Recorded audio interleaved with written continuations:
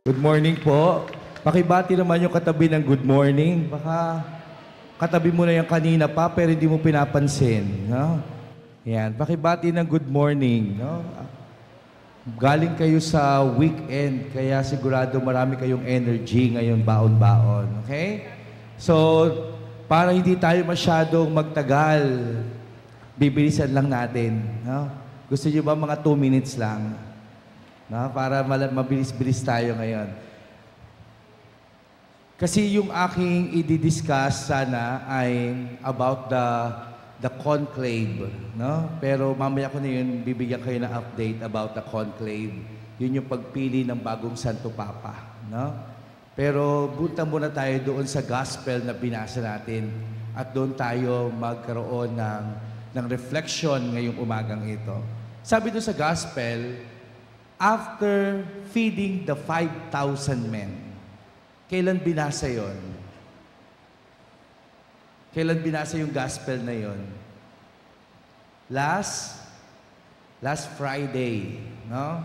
Nag-First Friday Mass kayo, di ba? So yun yung gospel ng First Friday Mass, no? After feeding the 5,000 men. Kaya ito yung continuation, no? Pagsunod, nung binasa last Friday, ito yung kadugtong.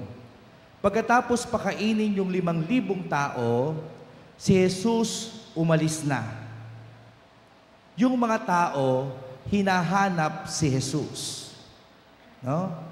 Pagkatapos niyang pakainin, kinuha yung mga sumobra, at si Jesus umalis, lumipat naman sa Capernaum. Yung mga tao, hinahanap si Jesus. At sabi ni Jesus, hinahanap niyo ako kasi hindi dahil sa hinahanap niyo yung pagkain nagbibigay sa inyo ng buhay. Ang hinahanap niyo ay yung pagkain nagbibigay sa inyo ng kabusugan. Sabi, magkaiba yun. Yung isa, sabi ni Jesus, pagkain nagbibigay ng buhay na walang hanggan at yung pagkain na nasisira at nakabubusog lang. Kasi ang tingin nila kay Jesus, pwede itong gawing hari. Kasi pag pala nagutom tayo, pwede mong sabihan, mag-miracle ka naman. Pwede ka pala gumawa ng tinapay anytime. No? Kaya iniisip ng mga tao, pwede pala tayo hindi magtrabaho. Makakakain naman pala tayo. Kaya ang tingin nila kay Jesus, tagagawa lang ng miracle. Pag nagutom ako, hingi tayo, gagawa ng miracle yan. Kaya ganun yung tingin nila kay Jesus. Kaya gustong-gusto nila kay Jesus sumunod. Sasama sila kay Jesus kung nasaan si Jesus, kasi kahit hindi sila magtrabaho, pwedeng mag-miracle si Jesus at makakakain sila. Kaya yung nakita nila kay Jesus na nagmilagro ng 5,000 para sa 5,000 tao, tuwang-tuwa yung mga tao kasi hindi pala sila magugutom habang buhay hanggat nakasunod sila kay Jesus. Kaya lang, anong sabi ni Jesus? Huwag niyong hahanapin yung pagkain lang na magpapabusog sa inyo. Ang hanapin ninyo, yung pagkain na magdadala sa inyo hanggang sa buhay na walang hanggan. Kaya marahil yun yung magandang ipaalala sa atin. Hanapin ang Diyos na magbibigay sa inyo ng buhay na walang hanggan. Tatanungin ko kayo, pag araw ng linggo natapat ang birthday nyo, ano ang una nyong iniisip gawin? Ano yung ihahanda ko o magsisimba ako? No? Madalas, ang iisipin mo, linggo ngayon, may bisita akong darating mamaya. Paggising mo pa lang sa umaga, ang iniisip mo agad, ano yung kakainin mo? Ano yung isa-serve mo doon sa birthday mo? Ngayon, buwan ng piyestahan, no? Pag natapat ang piyesta ng araw ng linggo, mas nauunang mamiesta kaysa magsimba. Sigurado yan. Hindi mo papansinin yung simba. Ang papansinin mo, mamimiesta ako dyan, lunch. Kaya gigising ka ng mga alas 10, magpe-prepare ka para alas 12, nandun ka sa pamamiestahan mo. Ngayong month of May, buwan ng piyestahan yan. Madalas ang mga piyesta ng mga simbahan o mga lugar, linggo na tatapat. Kaya kadalasan ang iisipin mo, mamimiesta ako. Pero, pag inisip natin, mas mahalagang magsisimba muna ako bago ako mamiesta. No? Kahapon po, may pinuntahan akong piyesta. No? Talaga naman, araw ng linggo. Doon po sa dati kong assignment, ako po ay na-assign sa Cruz na Ligas before. No? No, ako po ay, ang Cruz na Ligas, pag fiestahan dyan, parang probinsya, lahat ng bahay may handaan. Kaya kahit po ako'y nakalipat na ibang parokya, yung mga tao magme-message yan, Father, piyesta sa amin ha, dito ka mag-lunch. At kapag pinuntahan mo yung isang bahay at nabalitaan ng susunod na bahay, magagalit siya pag hindi mo pinuntahan. Kaya ang ginawa ko, nagmisa ako ng first mass, 6 ang misa sa parokya ko. Ang ginawa ko, ang misa ko lang, first mass at last mass. In between, na may miesta ako. No? Imagine, no? Nakarami-rami din akong bahay kahapon. Kaya lang sabi kong ganon, hindi ako makakain na. Kasi nakakain ako sa unang bahay. Kaya ang ginagawa ko, dinudumihan ko lang yung plato ko talaga doon sa susunod na bahay. Nakikipagkwentuhan lang po talaga ako. For the sake lang na mapuntahan mo yung mga bahay dahil piyesta nila. Pero hindi ko pwedeng sabihin na, ay sige, ibibigay ko na lang lahat ng schedule ko sa ibang pare, mamimiesta na lang ako para sa mga taong to. Hindi. Hindi po pwedeng isang tabi mo yung pagsisimba. Hindi mo ba pwedeng sabihin na uunahin mo yung pamimiesta at yung Diyos sa kana. Pwede ko sabihin, pari naman ako magbimisa na lang ako sa kwarto ko after. Hindi ba pwede yun? Lagi niyo isipin, uunahin mong hanapin ang Diyos kasi iba ang biyayang ibinibigay ng Diyos kaysa sa biyayang ibinibigay ng fiesta. May biyaya ang fiesta, oo. Pero hindi yan katulad ng biyayang ibinibigay ng Diyos kapag ikaw'y nagsisimba. Kaya marahil, yun yung gustong sinasabi ng Panginoon sa mabuting balita ngayon. Hahanapin muna natin yung biyayang ibinibigay ng Diyos na siyang magpapalakas sa ating kaluluwa, ng ating katawan, ng ating buhay. Pero kapag inuna lang natin, kailangan ko kasing kumain at yun yung aking uunahin, marahil nabubusog yung katawan mo, pero hindi nabubusog ang kaluluwa mo. At yun marahil yung gustong sabihin ng Diyos sa atin ngayon. Hahanapin natin kung ano yung kalooban ng Diyos para makamit natin yung buhay na walang hanggan. Kaya sa bandang huli, ang tanong ng mga tao, paano po ba namin magagawa yung kalooban ng Panginoon?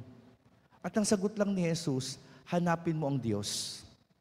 Hanapin mo yung anak ng tao, sigurado magagawa mo yung kalooban ng Diyos.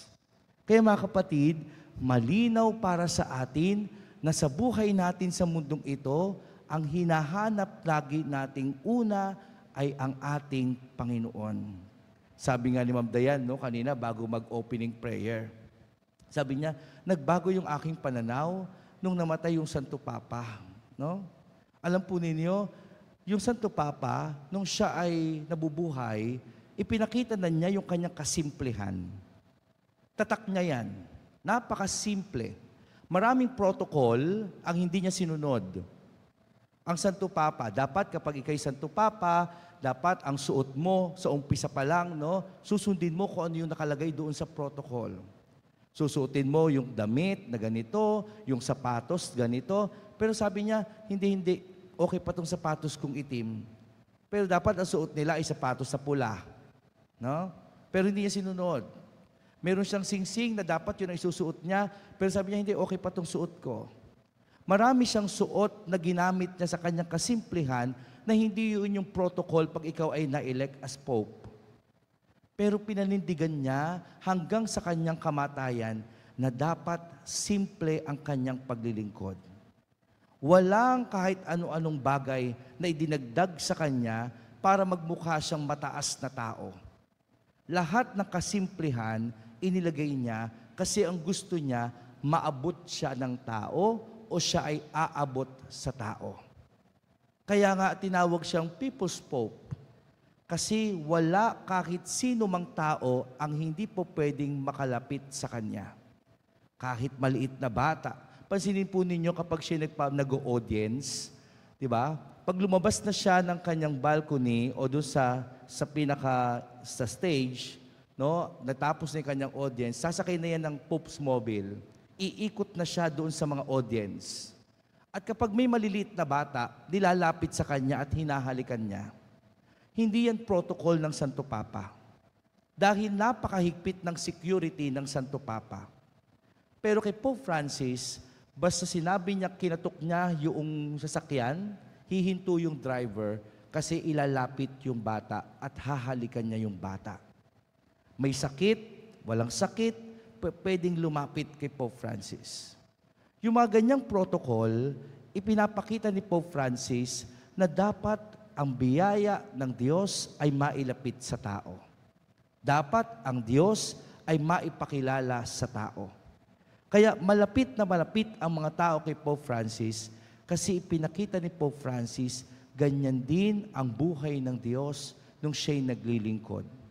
Lumalapit sa tao, tumutulong sa tao, ibinibigay ano ang pangangailangan ng tao. Kaya ang ating mahal na Santo Papa, sabi nga ngayon, no, napakahirap sundan. Kasi hindi natin alam kung ito bang susunod na i-elect na Santo Papa, maaaring gawin niya yung ginagawa ni Pope Francis. Iba-iba ng katangian ang bawat tao. Hindi ba pwedeng sabihin magkakapareho ang ugali ng tao? Depende rin yan sa kultura. Kung ang may elect na Santo Papa ay galing sa Italia, sa Europa, iba ang kultura ng mga Europa. Kung ang bagong Santo Papa ay manggagaling sa Asia, iba din ang kultura ng Asia. Kaya po, napakahirap sabihin sino ang susunod na Santo Papa at paano gagawin yung katulad ng ginawa ni Pope Francis na maaaring naging mabuti para sa tingin ng mga tao. Oo, totoo, bawal mag-compare. Pero alam natin na mayroon ang pwedeng sundan na ang simbahan ay nailapit sa tao. Mayroon ang pwedeng sundan at gamitin na ang tao ay pwedeng mapalapit sa mga leader ng simbahan. Ngayon pong Wednesday, mag-i-start yung pagpili ng Pope. May 7. Ang pagpili ng Santo Papa ay hindi madali. Kahit sabihin po natin 135 cardinals ang boboto, pero 132 lang ang pupwede. Dahil yung isa ay sinabi ng hindi kasali, yung dalawa ay may medical concern. Kaya 132 from 135. Wala pong nakanominate sa 132. Lahat ng Santo Papa sa loob ng Sistine Chapel na mag-e-elect ng Santo Papa, pwedeng maging Santo Papa yung 132. Walang pangalan na nakalagay, ito yung mga pwede niyong piliin. No. Kaya ang una lang ginagawa ng mga Santo Papa, magdasal at humingi ng tulong sa Espiritu Santo. Sabi nga ni Papal Nuncio, yung ambassador ni Pope Francis dito sa Pilipinas, no? Si Charles Brown, yung ating nuncio. Sabi niya, mayroon nang napili ang Espiritu Santo. Pero ang trabaho ng kardinal, hanapin kung sino doon. Ganun ang kanyang pananaw. Ang Espiritu Santo, sa 132, may napili na yan. Pero kailangang hanapin ng 132 ng cardinal kung sino sa kanila yung napili ng Espiritu Santo. Kasi ang tunay na pumipili ng Santo Papa ay ang Espiritu Santo. Pwedeng hindi siya kilala, pero yung lulutang na pangalan. Katulad ni Pope Francis, hindi naman siya masyadong kilala, pero siya'y lumutang na pangalan. Kaya kung ano ang kalooban ng Diyos, yun ang masusunod. Kahit magugulat na lang tayo, bakit siya yung napili? Kasi yun ang gusto ng Panginoon. Hindi yan dahil gusto ng tao. Yan ang gusto ng Diyos na maglingkod sa kanyang simbahan. Kaya po yung conclave, yun po yung tawag sa pag-e-elect, no? Conclave. Yung conclave po ay very parang silent, secure, no? Talagang seclude yung kanilang lugar na wala kang maririnig kahit sino mang tao outside. Kaya nga sabi, papatayin ang lahat ng mga signals, Walang connection ang mga cardinal sa ibang tao sa labas once na pumasok sa loob. Sabi nila, Father, paano yun? Pag pumasok ka sa isang Sistine Chapel, nakikita nyo naman siguro sa news kung ano itsura ng Sistine Chapel, no? Yun yung painting ni Michelangelo, no? From ceiling, wall, hanggang sa yung buong paligid noong buong hall. Pag pumasok ka doon, naka-ready lang yung kanilang mga tables and chairs. Sa middle, nandoon yung isang malaking lalagyan at yung gospel book at yung prayer. Bago nila ilagay yung pangalan na kanilang napili, dadasalin nila yung mahabang prayer. Sa kanila ibababa. So yung 132 takes turn, no? Talagang isa-isa. Babasahin. Kaya nga po, pag nagbo-vote ng cardinal, ng pope, isa lang sa umaga, isa lang sa hapon. 2 beses lang. Halimbawa, sa morning, mag-start sila by 9 o'clock in the morning, babasahin, ilalagay yung kanilang boto, tapos after nung 132, babasahin isa-isa. No? Babasahin isa-isa yung pangalan. Kapag nakakuha ng 2/3 sa 132, white smoke. Ibig sabihin, kailangan sunugin yung papel, may ilalagay na chemical para maging kulay puti yung usok. Pero kapag hindi na-reach yung 2/3 sa 132, yung mga papel na yon susunugin, maglalagay ng chemical para black smoke. Ibig sabihin, wala pa rin napipili na Santo Papa. Ganon ang pagpili ng Santo Papa. Iisipin mo, napakabilis lang dapat, pero prayer ang kinakailangan. Pag black smoke, hanggat hindi nakakapili ng 2/3, no? Kahit na may lumulutang na isang pangalan, pero hindi nare-reach yung 2/3, hindi po pwedeng i-declare as Pope. Kinakailangan ma-reach yung 2/3. Tas black smoke hanggat wala pang napipili. Pag may napili na, pwedeng white na yung ilalagay. Kaya po, pag isa lang sa umaga ang vote, isa lang sa hapon. Pag tinignan niyo, Father, pag natapos sa buong maghapon at walang napili, yung mga Santo Papa, ay yung mga kardinal, balik sa kanya-kanyang kwarto. Pray. No? Pray. Bawal din yung kwentuhan. Hindi ba pwedeng habang nasa kanya-kanyang kwarto, nangangampanya ka, huy, ako na iboto mo. Walang ganun yan. No? Walang ganun sa mga kardinal. So balik lang sa kanya-kanyang kwarto. Kakain, magdadasal, balik ulit sa Sistine Chapel next day. Next day, vote na naman. Pag sa second day, wala pa rin napili, balik na naman sa kanya-kanyang kwarto. Tulog, pahinga, kain, tas labas ulit.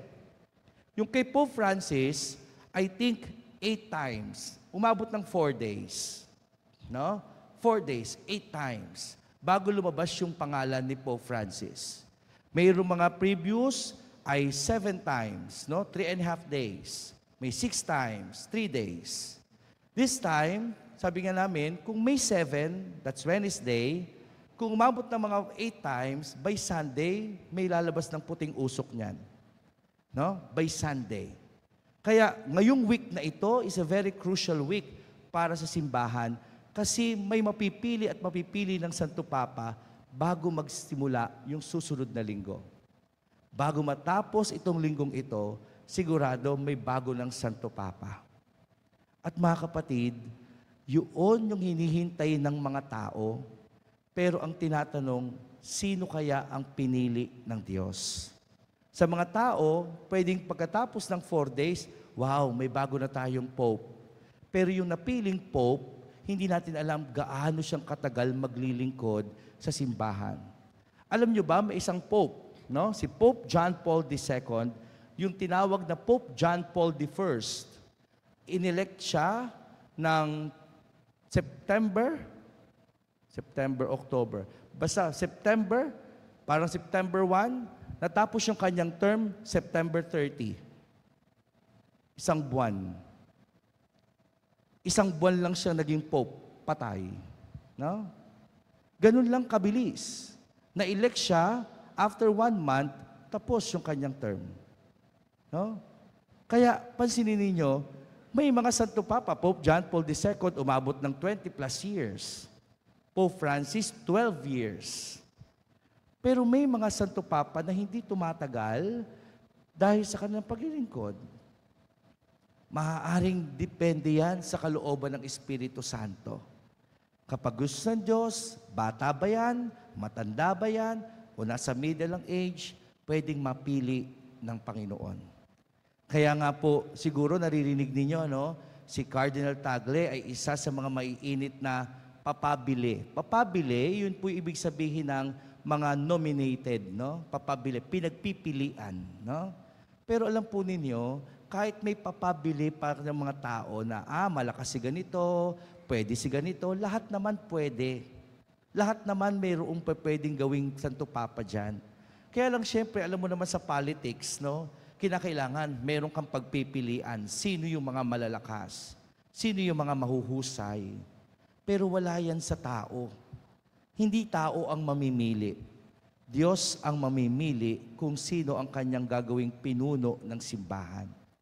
Kaya po, tayo bilang isang simbahan, ang tangi lang naman natin gagawin, ipagdasal na sana yung Santo Papang papalit ay talagang mailalapit ang tao sa Diyos. Mailalapit ang Diyos sa tao. Yun lang. Kapag alam ng Santo Papa na ang tangi niyang role ay ipakilala ang Diyos sa atin, ilapit ang Diyos sa atin, sigurado ang tao lalapit din sa Diyos.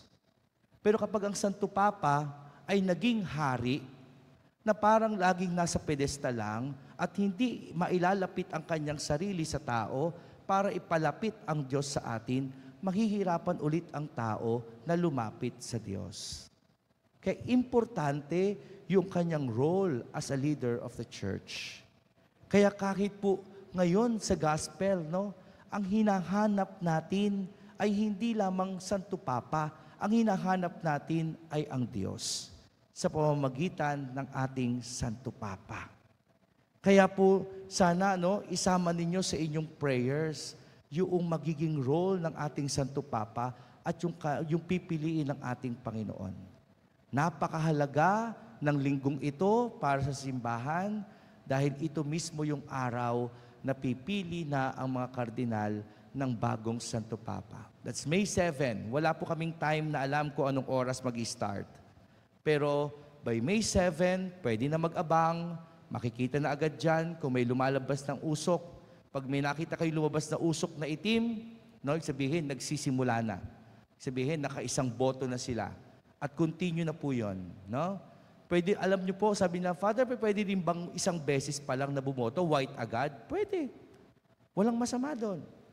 Kung sa isang botohan, white agad yung lumabas na usok, ibig sabihin, ang ating Panginoon, ang Espiritu Santo, mayroon na talagang napipili. No? May napili na talaga siya. Ganun lang po kadali, para sa atin maintindihan ang pagpili ng Santo Papa. Kaya hopefully, ito pong linggong ito, sana po ay maging isang napakahalagang araw para sa ating simbahan. At sana po, tayong lahat, anuman at sinuman ang lumabas na pangalan para maging Pope, sana tayo lahat ay mananatili, nananampalataya at sumusunod sa ating Panginoon. Amen.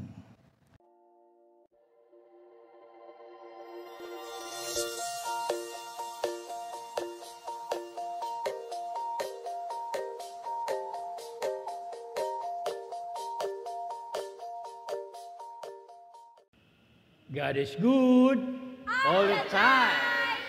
Thank you for joining us today. View our past broadcasts on our Facebook page, St. Peter Community, and subscribe our YouTube channel. Like, share, and hit the bell.